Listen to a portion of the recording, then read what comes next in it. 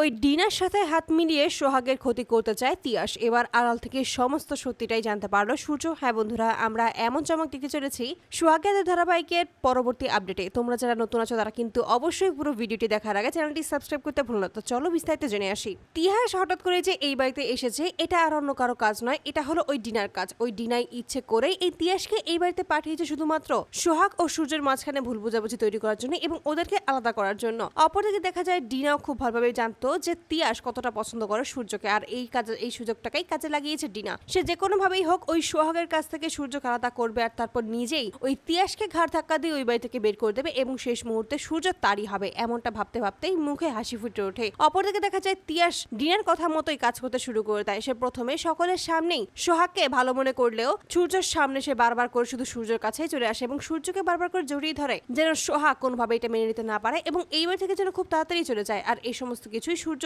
বুঝতেও পারে না। অপরদিকে সোহাগের কেন যেন খুব খারাপ লাগে সূর্যের পাশে ওই মেয়েটাকে সে কোনোভাবেই সহ্য করতে পারছে না। এমনটা ভাবতে ভাবতে সে মনে করে যে না, এটা কোনোভাবেই আমার করা হবে না, আমি কিছুদিন পর এই বাড়ি ছেড়ে এমনিতেই চলে যাব।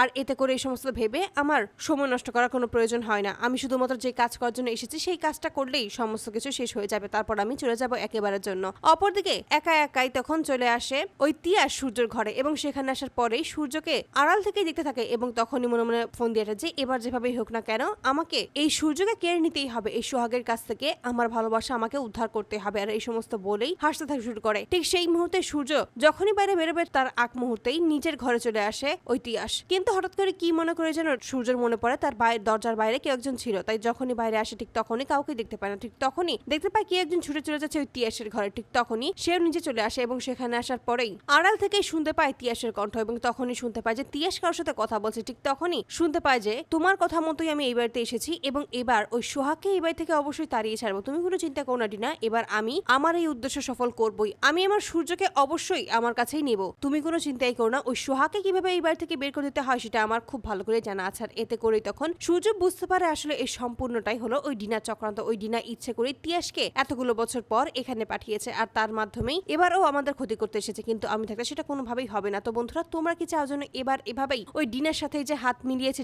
তিয়াস আর তার জন্য সোহাগের ক্ষতি করতে চায়, সোহাগকে এই বাড়ি থেকে বের করে দিতে চায়, এই সমস্ত কিছু যেন এবার আড়াল থেকেই জানতে পারে সূর্য। ওই তিয়াসের মুখোশটা যেন সকলের সামনে এবার খুলে দিতে পারে সূর্য। অবশ্যই তোমরা তোমাদের মতামত কমেন্ট বক্সে জানতে ভুলো না। ধন্যবাদ।